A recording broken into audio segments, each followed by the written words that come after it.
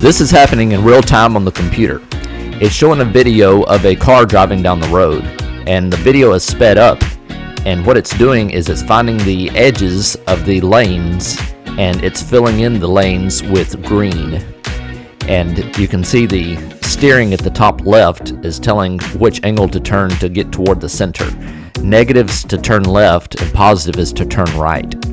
And it's calculating that in real time, and you can see the graphics card usage on the right and the steering angle prediction on the right close to the bottom.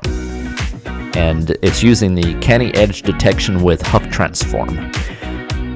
And this is partly what was applied to one of my other videos where I made a car steer itself down a dirt road.